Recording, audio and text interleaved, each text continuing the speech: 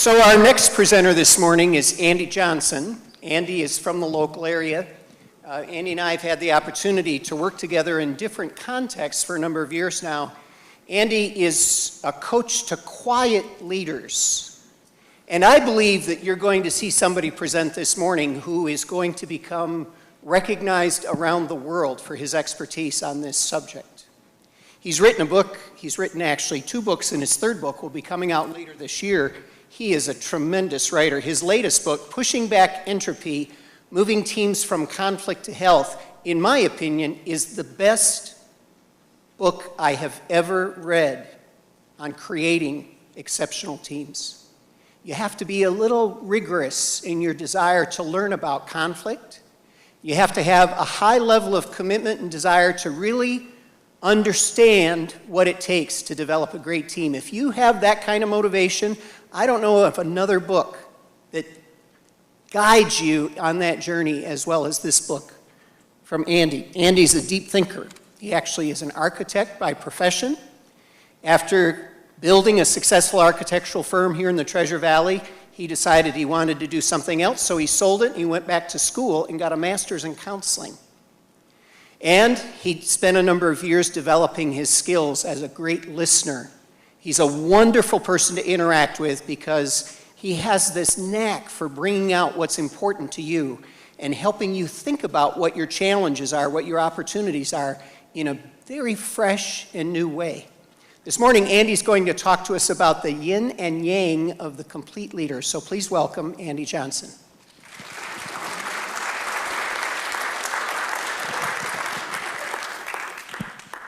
Well, it's good to be here this morning. What's intimidating to me isn't just looking at all of you and talking to you, but it's the topic. So when somebody throws a topic at you that says the future of leadership, I'm aware that the research tells us that in the U.S. population, the average one among us is about a 2.8 on a 0 to 10 scale around futuristic thinking. So really, as a population, we don't really understand the future very well, and I'm supposed to stand up and help you understand the future better.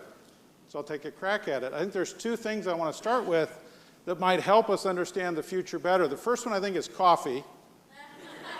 So I'm glad that we resolved the coffee problem. That was kind of a crisis, right?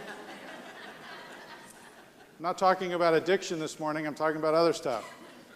The second thing that I think is really important for us to talk about is that one of the best ways to understand the future is to better understand the past. One of my favorite quotes, Edmund Burke said, "Those who don't understand history are destined to repeat it," right? So if we don't know what's gone before, isn't that funny, right? Definition of insanity is keep doing the same stuff and then you expect different results. Are you kidding me? So what I want to do with you in my time this morning is I'm going to go back a little bit so that we can have a conversation about the future. And so I want to start by talking to you about a famous leader, in fact, a notoriously bad leader, right? Everybody likes to not like a bad leader, right? We can all boo him when we're done. He's a guy by the name of George.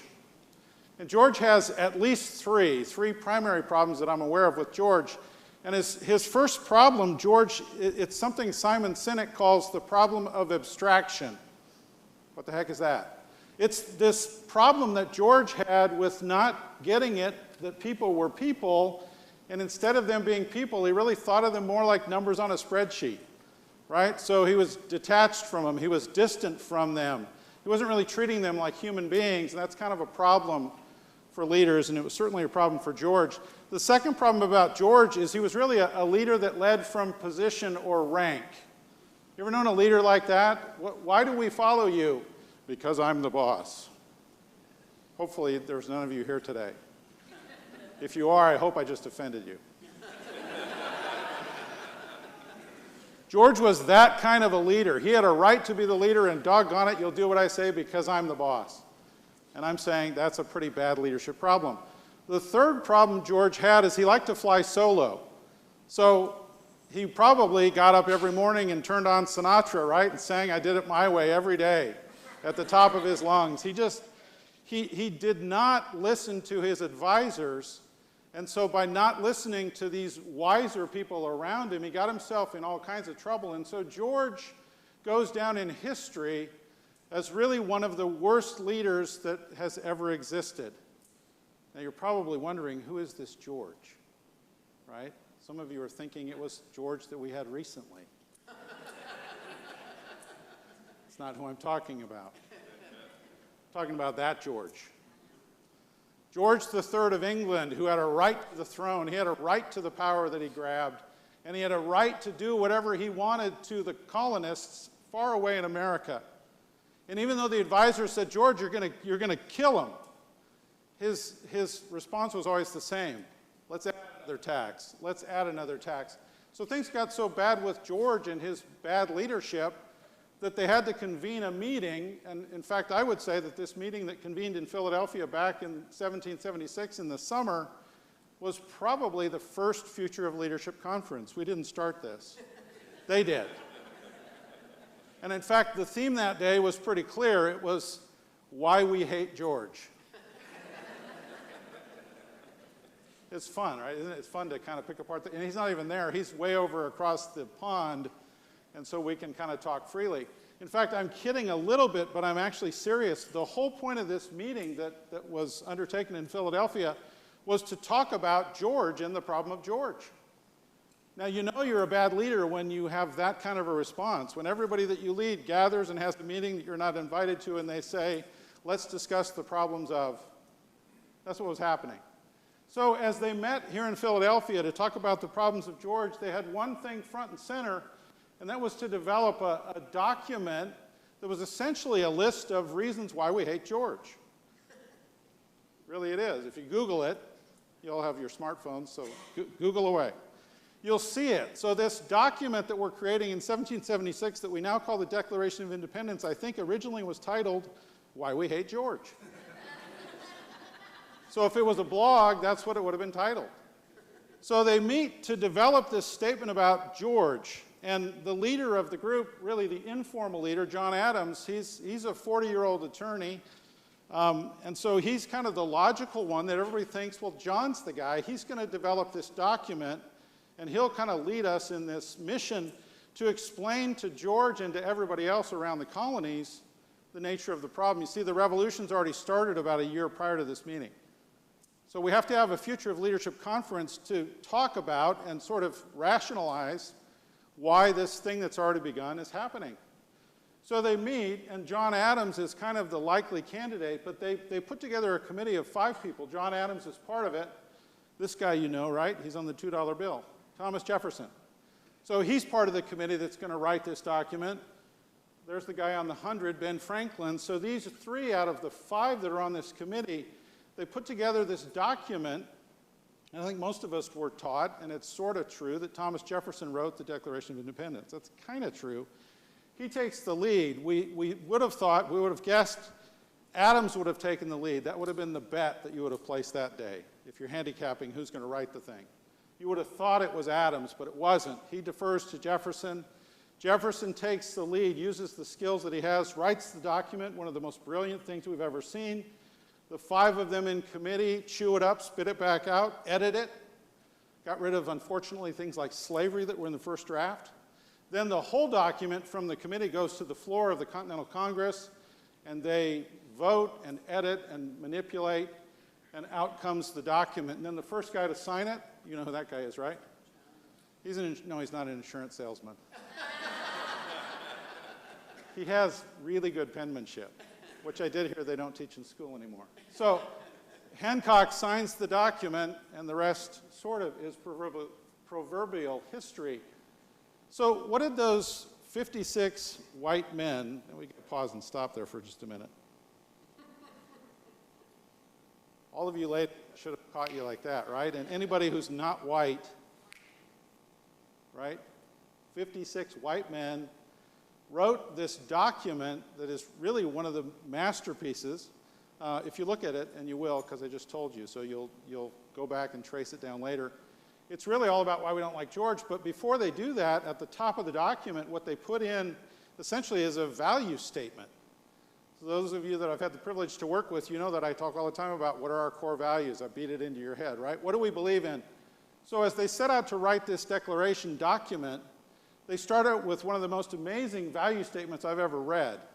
And so they said something along these lines: we hold these truths to be self-evident, that all men, if we can update the language, all people are created equal, and that they are endowed by their Creator with certain rights that you can't forfeit, you can't take them away. We all have certain things that are part and parcel of being human, and no matter what we do, no matter what I do, no matter what you do, no matter what you are, there are certain things that are really inherent to this idea of being treated like a human being. And so these leaders that met in this first Future of Leadership conference and the We Hate George theme, so they meet and they develop this document, and what they're really doing is they're reacting against the bad leadership of George. Really, the whole thing is set in that context. George's leadership is bad for a lot of reasons, but this solo thing is really bad. So what they instead come out of this, and in the years that follow with the Constitution, they come out with a government that's really shared leadership. So what I'm advocating for this morning is that good leadership, complete leadership, is balanced and complete. So we want to kind of unpack that truth in 3 points. So the first thing I want to talk briefly about is the world. What's the nature of the world that we live in? I think it's sort of inherently balanced, and I'll make that defense. Secondly, I want to talk about what happened in this American experiment that starts way back in Philadelphia. In my opinion, we've lost our balance in a lot of ways. I want to talk to you about one way in specific language that we have. And then lastly, I want to give you some concrete ways that I think we can get the balance back. So this whole thing's kind of about balance. You know that symbol, right? That's the yin and the yang. It's not just a tattoo, right? It's a very popular tattoo. But what is that? So ancient Eastern philosophy had an idea, which I think they developed from observing the world around them, that all of life was kind of this yin and yang. The yin side is the dark side that you see pictured there on the right. That's dark, that's cold. For you ladies, that's your side of the equation. That's femininity. That's related to the heavens, because you're all heavenly. Yeah, thanks, Christy. And for us guys, we're on the yang side, on the white side. The white side represents light and heat, masculinity, kind of an action orientation, right? So this idea of yin and yang being in balance with one another goes way back in the East to this concept. Now, do you know what it's called when yin and yang are in balance? Anybody know what it's called? So can I teach you one Chinese word today? And you already know it, okay? So this is a word that you know that I'm going to reframe it for you, okay? So here's what harmony is in Chinese. Huh? I'm serious. H-U-H question mark, right? Huh? So everybody say it. Ready? 1, 2, 3. Huh? So now you all know Chinese. So when yin and yang are in balance, we have, huh? It's kind of confusing. I'm not going to do that anymore. So yin and yang are everywhere around, right? Night, day, the yin of night, the yang of day. This balance, you start seeing it when you have eyes to see it, it's everywhere. The yin of winter balanced with the yang of summer. What would life be like if it was only winter? Now for you skiers, don't answer that. But actually, it'd get boring, wouldn't it? Right? We really need the contrast in life to make things interesting and to keep it appealing. Now, this is horrific to think about, but what if there were no women, guys? What's that? Yeah, we would soon be extinct. There'd be less talking. That was a cheap shot, I'm sorry. Hey, I'm on your side, ladies. So I'm married to a woman, okay? That's not that radical. I have 3 daughters. The dogs are both female, right? So a lot of estrogen. I'm so thankful we just had a grandson, yeah, a month ago. So congratulate me. But you see this yin and yangness in life, this masculine and feminine balance. And when these things are in check, life goes well, and we have, You guys aren't playing with me. What about the yin of negative emotions? Sean talked about positive emotions and how do we get the 5-to-1 ratio. But there is something that's whole about the negative emotions too, isn't there? Contrasted with the yang of positive emotions. As you'll see in a moment, I'm going to suggest we're a little bit out of balance in our culture. Our culture favors which side of that equation? Positive. In fact, if you don't have enough positive emotions, we have pills for that. Sorry, that's my own bias just leaking out a little bit. I like to go to sad movies, right? Anybody like sad movies? Admit it. Okay, good. So there's a yin and a yang, even around our emotional life, that I think is a balance that is necessary. Now, here's a yin and a yang you may or may not have thought about. So the yin of introversion and the yang of extroversion. So what do we know about this yin-yang combination? What we really know is about 50% of the population is either this or that. So if I divided you up, about half of you are on one side of this, and half are on the other. What we also know about introversion is it's not maybe what you've been told it was, even if you're an introvert. We've been told a lot of things that are wrong, right? How many of you have heard introversion is about shyness? Wrong. How many of you have heard introversion is about being antisocial? Yeah, they're all over the internet, right, these things? It's lies and propaganda, trust me. All of you introverts, don't believe it. It's a conspiracy. Introversion, what is it? It's sort of an inward orientation. It's actually about the way that we're wired neurally. We process information differently. We have a very rich and a very deep sort of inner thought life, so that we're, quote, in our heads a lot. That's the nature of being an introvert. We're pretty sensitive to dopamine. So when there's too much stimulation in the environment, it doesn't feel good, right? So we really don't like crazy, wild things necessarily. We prefer a nice, calm, relaxing conversation over a cup of coffee with a friend. Extroversion is the opposite. It's really about the more energy going on outside me, the better. I love that. And again, what I'm advocating this morning is that really, which is better? That's a dumb question, right? The yin and yangness of everything suggests that both are good. And actually, we need both. But there's definitely a yin and a yang conversation around introversion and extroversion, and especially as it relates to leadership. So we're here to talk about the future of leadership. I think we need to talk about this sort of new area of diversity. That document we just started with, 1776, all people are equal. It's kind of funny, those 56 white men write the document and then look for the last 200 and some years, and we're not done yet, right? We haven't solved the issue around diversity for ethnicity or gender yet. We've made progress, but it's still a fight that continues. This is the new aspect of diversity I'd like to put on the map today. This is really the new area that we need to be thinking about, and it's around this idea of introversion and extroversion, something that's very relevant to all of our workplaces and everything that we do. So what happened in America? How did we lose our balance from where we started to where we've gotten to now? And I'm suggesting that we have. Well, a couple things were going on. So 1776, fast forward, we move, and I'll fly through the 19th century and into the 20th. When we move into the 20th century, there's all kinds of things that are relevant. The Industrial Revolution is happening. We're moving sort of off the farm and into the factory. We're moving into cities. We're moving into more densely populated areas. Life is not the same. Life is actually speeding up quite a bit, right?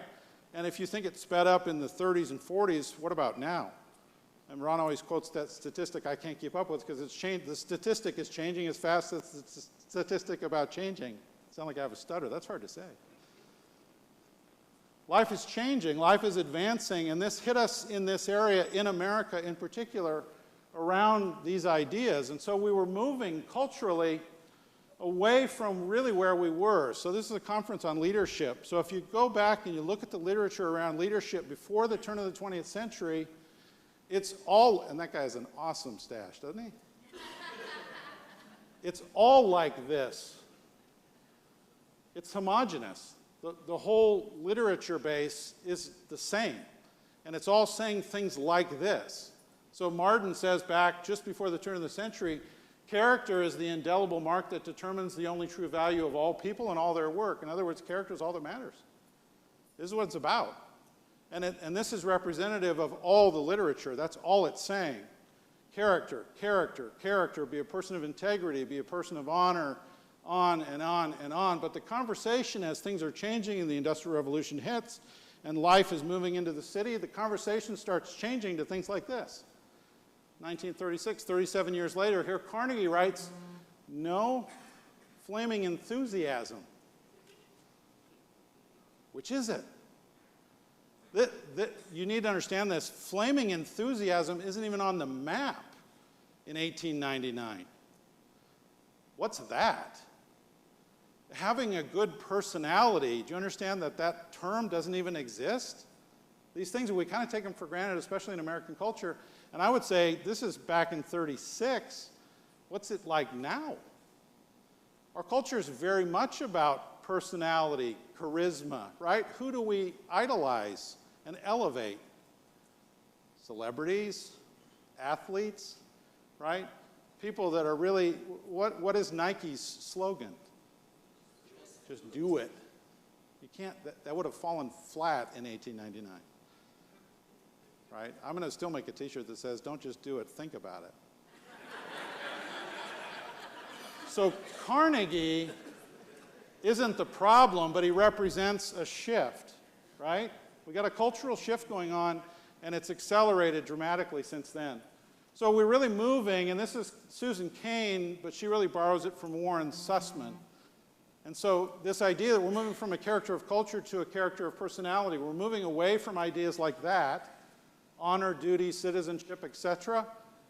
And we've moved, we're really in the thick of it now, we've moved into things like this. So tell me if you've ever heard that. Leaders need to be magnetic, or stunning, or attractive, or glowing, or dominant, or decisive, or energetic, right? Tony Robbins, that kind of stuff. So we have this paradigm of leadership that's really changing and morphing over time. And it's actually gotten to this thing that I would call, and this is being used in the literature around this topic, the extrovert ideal. What is the extrovert ideal? It's the idea that extroversion is health. If you're extroverted, then you're a good person. You're a healthy person. Again, it emphasizes both sides of extroversion, sort of the happiness, positive gregariousness, and the drivenness. For those of us that know, that's the D and the I, isn't it? So it's emphasizing those two traits around leadership at the expense of those of us that are on the other side of the equation, the S's and the C's, right? The introverts. So I recently did a webinar. Findings were kind of surprising, kind of not. So I had asked the people who participated in the webinar, I got 20 to respond to the statement there, upper left. I frequently feel a sense of inadequacy as a leader that is connected to being an introvert. Out of 20 introverted leaders that responded, all 20 said yes, right? You can see a couple of them strongly agreed and everybody agreed. So my first off-the-cuff comment is that's just not right. What are we doing? This is kind of crazy, right? I don't want any of you women to feel bad about being a woman. I don't want any of you who are a different ethnicity than me to feel bad about that. And I certainly don't want any of you that are introverted to feel bad about who you are. It just violates everything that I believe in, that we believe in at Price Associates. It's just kind of a crazy idea, but this is what the data showed. Then I asked another question, the level of shame, or defined a sense that something is wrong with me that I feel around my introversion is, and you can see only 10% said none. 90% have it. And again, I know I'm preaching to the choir for all of you on that side of the equation, but I'm trying to also educate everybody on the other side. This is kind of unacceptable as far as I'm concerned. So this extrovert ideal that we've really drifted into is problematic and it's imbalanced, and it's certainly not the that we're striving for, is it? And I would also argue that it's not only wrong, it's actually hurting the bottom line as well. because I think health and bottom line go together. I don't think those are two different. I think anytime you make the bottom line the focus and you ignore health, short term it might work, but not long term. You won't be sustainable long term. You've got to be thinking holistically about the whole picture. So how do we get the balance back? I think this is really an important question for us to ponder. So if you track with me, and if you don't, that's okay. That's what question and answer time is for. If you agree with me that we've lost the balance around this dimension that I'm describing to you, why should we restore the balance? Why would that be important? And I've already sort of alluded to it. Number one, because it's right. We've really, and it's kind of funny because it's actually a symptom of the whole movement of the culture. We've kind of moved away from rightness being the first answer to the question. Instead of answering the question, what works, that's very American to ask that question. I want to ask the question, what's right? So I think it's right, but then secondarily, and only secondarily, I think it works. So what I'm suggesting to all of us as leaders, wherever we fall on that continuum, is that restoring the balance around introverted and extroverted leadership in a shared environment is something that I think we need to do because it's the right thing to do, and I think it's going to be successful for us. It's a win-win. I love that when you get both, right? So I'm not asking you to sign up for some kind of a social cause that's going to kill the bottom line of your organization. I think you'll succeed if you adjust in this way. So here are three things I want to share with you about how. So if restoring the balance is something that we might want to think about, how would we do that? I was recently at a conference. This just brings it home to me. And sitting there over dinner, and the people around the table, or everybody's doing the small talk, which, by the way, introverts hate, right? Hate this. So what do you do? Well, it's kind of, that's a boring question because they're all coaches, right? Well, I'm a coach. Okay, I knew that. So tell me more. So here we go, and I do this, and I do this, and I do this, and so here I'm about ready to stick out like a sore thumb. Like, well, yeah, no, I work with Price Associates, and I do coaching, but I'm really focused on a specific group of people. You can call them whatever you want, quiet leaders, introverts, ambiverts, the other ones, right? The ones that don't meet the extrovert ideal, those are the ones that I really want to help them embrace who they are and lead from their strengths and stop feeling invalidated. So I'm saying this to people around the table, and the responses, we're supposed to be honest, right, Sean? Should be emotionally lit. So being emotionally literate, it was irritating. I got everything from laughter, which is super, I mean, you get what I'm saying, right? It's like, are you kidding? Like, so you think it's funny, so what I gather your laughter to mean is, you think it's actually comical that I'm wasting my time trying to help introverts be leaders. You think that's funny? And then I got like shocked looks, like disconnect, right? So what that told me is that this thing I'm going to share with you now about how do we break this lock? How do we get out of this extrovert ideal? How do we begin to get the balance back? I want you to understand this is a very real and a very present problem. I guarantee you, go back to the office on Monday, it's in your office. Those kinds of attitudes. Just start talking about this topic. So the first point I want to ask or suggest to you about how do we balance the table again is this point. I think we need to dispel the myth of the charismatic leader. Now, those of you that are extroverted, please don't misunderstand me either. I mean, I'm looking at Ron. He's definitely an extrovert. In fact, most of the Price team is, Mr. Mitchell. Extroverted leaders are great, so please don't misunderstand me. That's not what I'm not saying like, boy, we'd just get rid of them and we'd rule the world. The irony about good old George, it would have worked a lot better if he was an extrovert, but he wasn't. He was an introvert. So he had bad leadership problems, and he was an introvert. Right? Introverts and extroverts can all be bad leaders or good leaders. So what I'm suggesting, the first thing we need to do is dispel this myth of the charismatic leader. Now that sounds like, well, okay, that's easy. I don't think that's easy at all. Do you know what a myth is? A myth is a lot like a stereotype or a bias, right? There are these weird little things that hang around somewhere in our head. I don't know where they are. Someday we're going to find them and zap them. But there are these crazy things that live inside of our thought life, and they're sort of resistant to change. I think that's partly what Sean was getting at. We don't change these thoughts that we have that are actually crazy thoughts and irrational, but we don't really care. So worldview is kind of like that. I mean, have you noticed that like racism is based on ignorance? Have you noticed that? But it's really stubborn to change. Or misogyny, right, ladies?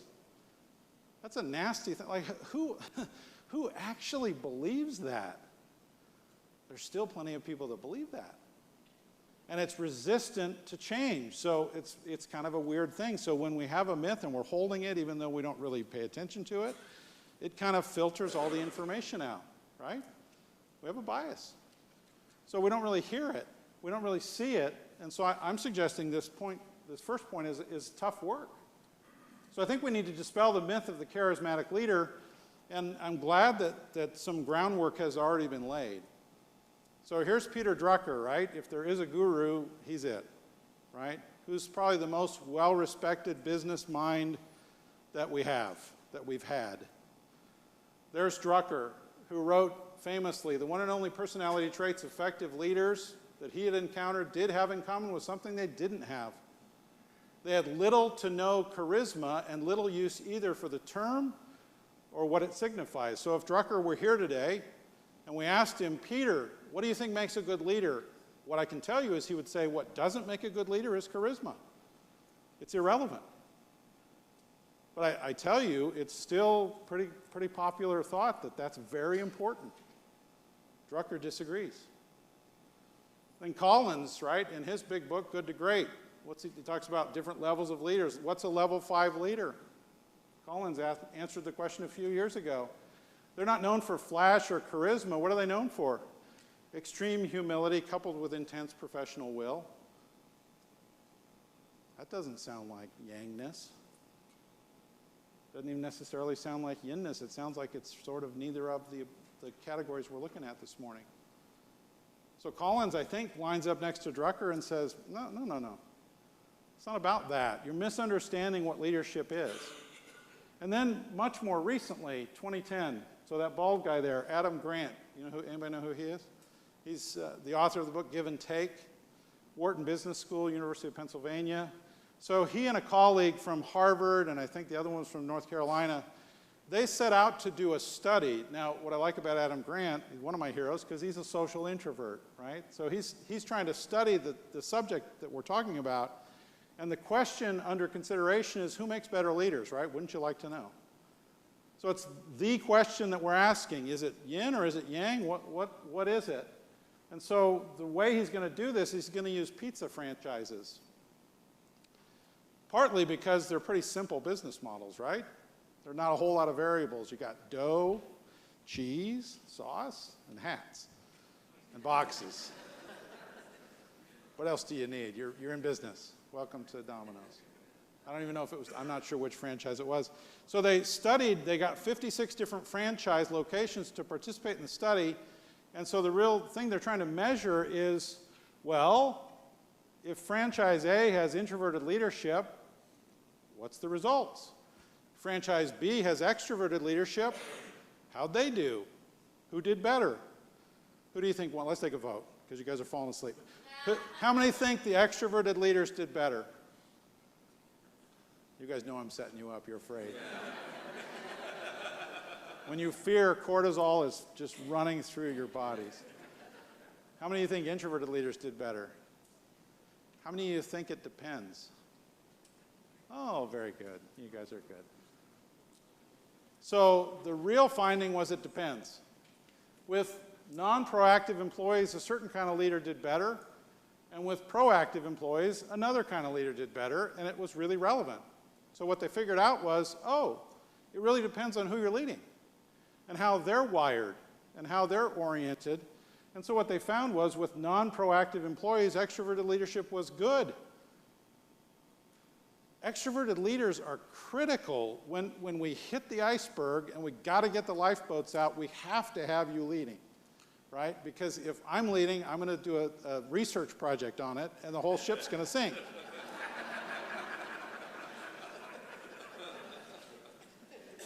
But if there's no iceberg, right, and we got time, I would love to let me lead you, because maybe we can dig a little deeper and get a better answer.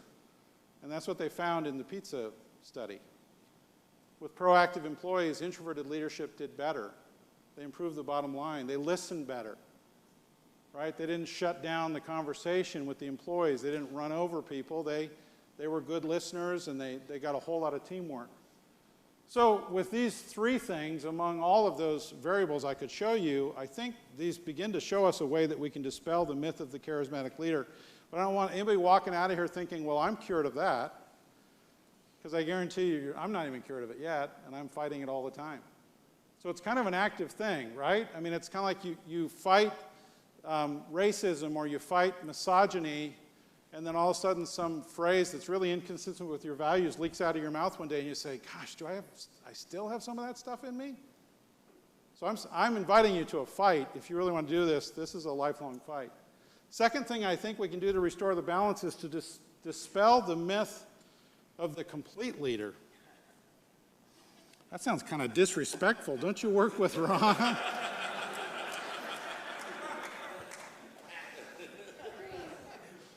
If we just stop listening to Ron and Randy, no.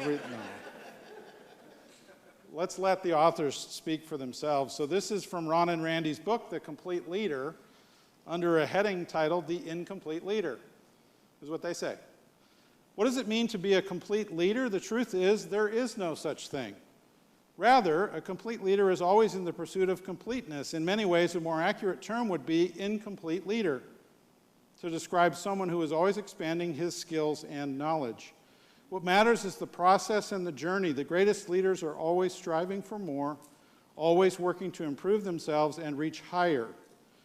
Becoming a complete leader is an aspirational vision. Nobody ever crosses the finish line. Well said. By a wonderful, let me point out, yin-yang team. If you know Ron and Randy, there's yin and there's yang, right?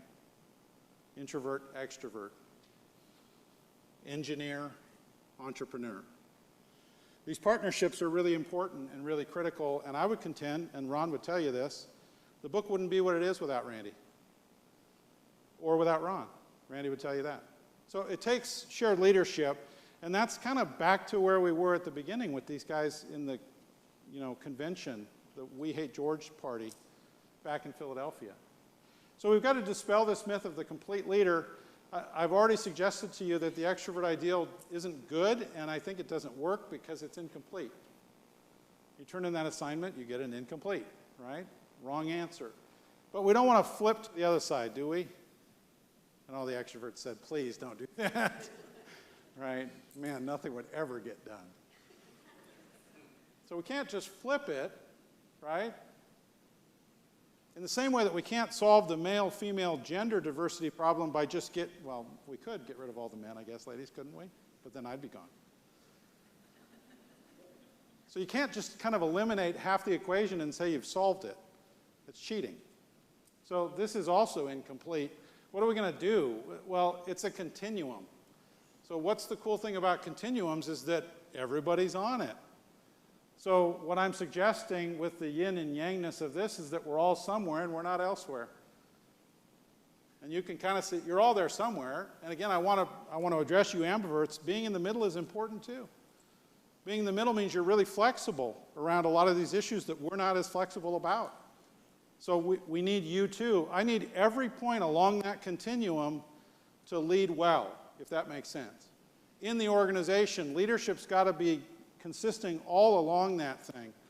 And we got to work together in an interdependent way. So again, George's problem, what was it? He liked to fly solo. It's kind of an independence problem.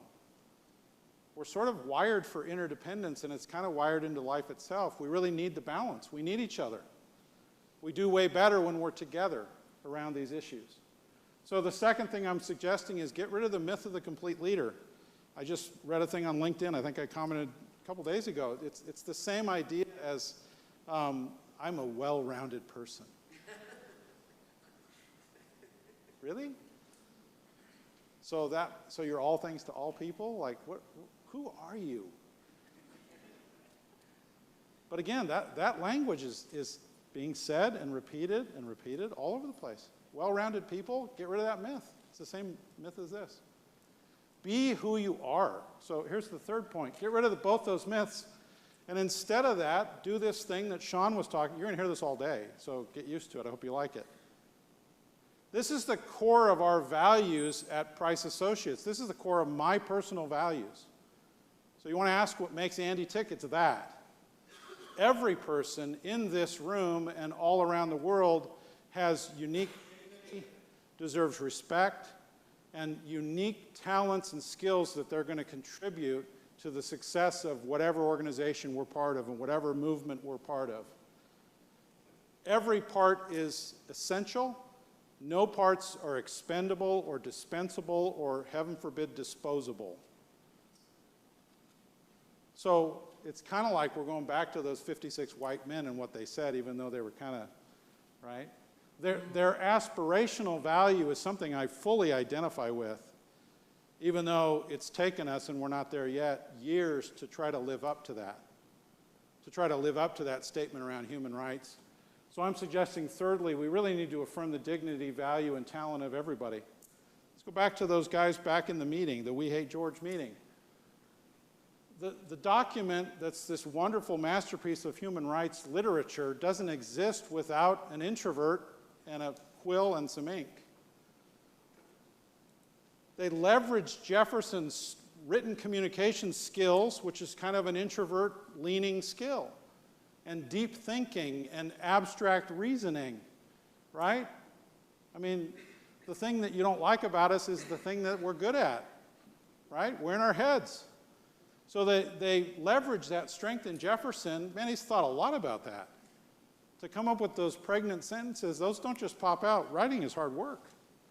So they leveraged Jefferson, but then you got to have Franklin. So I got a 33-year-old introverted guy, Jefferson, and I got a 70-year-old extrovert who's probably a little bit crazy, right? Ben Franklin flying kites with keys on them and stuff. But you see, we need Ben Franklin on the leadership team because Ben Franklin's the extrovert that runs the print shop, and he's going to help us get the message out. Because once they got the whole thing done, that's what Franklin's job was, to print all of these documents, and they're going all over the colonies and back across the pond. Hey, George, we don't like you. Love, John Hancock. And Hancock, who's the president of the Continental Congress, he's the official leader. We really do need him, honestly. Can you imagine if we had a document right now that said, Idaho is seceding from the Union, right? Dear Barack, we don't like you. Who will sign first? Tim.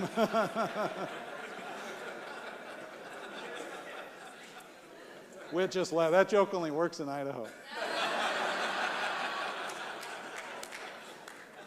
For Whit's sake, I should have said, Dear George, we don't like you. Seriously, though, I mean, do you think that that's like a no big deal for John Hancock to step up? You just put your neck on the line, right? And he didn't do it timidly, did he? I could never write that well. But then you also got Adams. He's an introvert. He's a 40-year-old attorney, introverted. He's the guy who wrote the preamble. So he kind of greased the skids, so to speak, got this movement going before Jefferson writes. So we really need leaders on both sides of the aisle, if you think about it that way. I'm not talking about political parties. This is a much more important aisle. We really need that cooperation, and good leaders, look at them. Look at all the yin leaders that we need to balance with the yang leaders. So here's your homework, okay? You knew you weren't getting out without homework, right? So your assignment is to go back to your organization next week and start identifying these key partnerships that are there. They're there. You got to see them. And they're always there. And I would contend that all successful organizations have these kinds of strategic partnerships between yin leaders and yang leaders, because I do believe in my heart of hearts that that's what composes complete leadership. So if you're getting the spirit of this, it's a little bit more than just a talk about business. Business is great, but I think this is bigger than business. And I think we all need something to believe in that's bigger than business. We need a cause.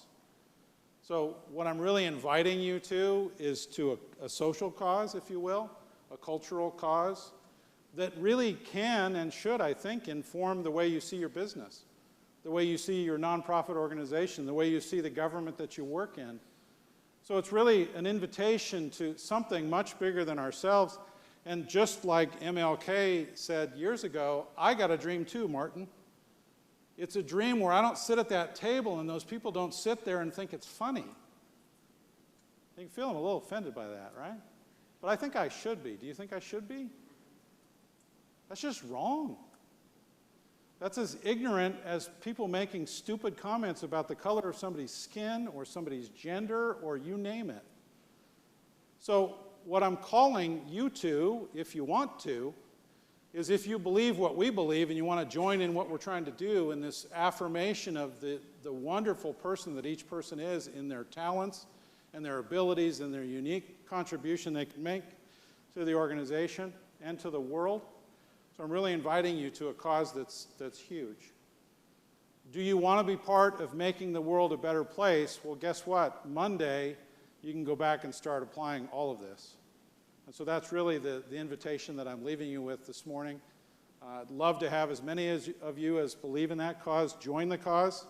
I'd love to talk to any of you that are introverted leaders about what that feels like, to encourage you in that, and to be whatever support I can to you. So I really appreciate your time. It's been great to be with you this morning.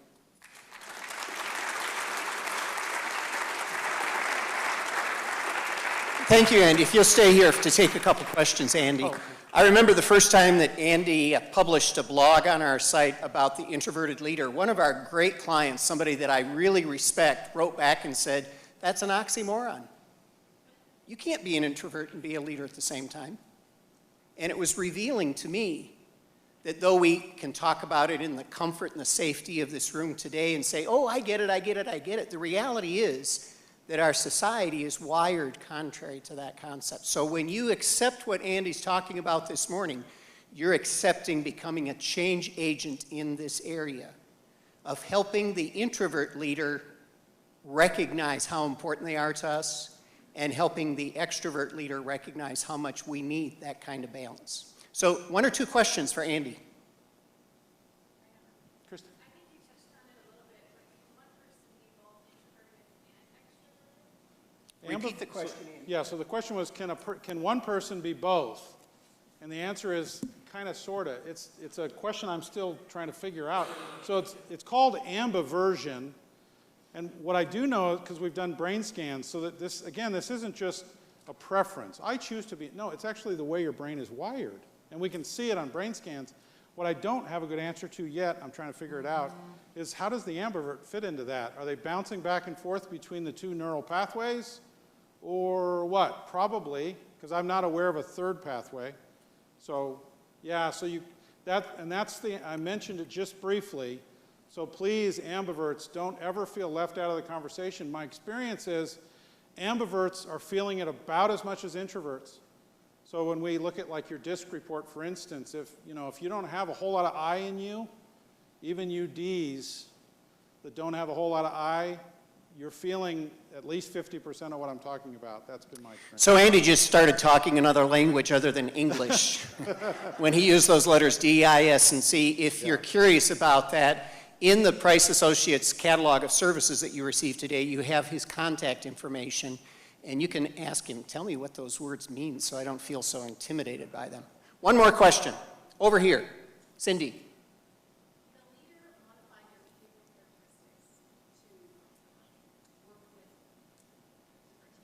So can a leader, so the question is, can a leader modify their behavior along that continuum to work better with the team? Yes, we talk about that all the time, right? Here's the quote from Ron: we align for performance and we adapt for Relationships. Or communication, you could say. So absolutely, that's really a key component of the coaching that we're trying to give all of our clients, you need to. It's really part of, I would actually go so far as to say it's actually about loving each other, or you could say respecting each other. If I really care about you, then it matters to me that you're on the other end of that thing. And so I'm going to move toward you, right? And hopefully if you respect me back, you're moving and we meet somewhere in the middle. So absolutely, that's a great question. So when Andy and I first started working together and I saw how quickly he can write a book that is full of substance, and how he sent me a draft of his first book and said, it's really messy, you know, I'd like you to read it and tell me if I'm off base or something. He sent me what could have been published right then. I mean, it was in the right fonts, it had all the citing, it was beautiful, where my first draft is scratches on paper. When we first started working together, I was kind of jealous, because this guy seems to be able to do that stuff so well.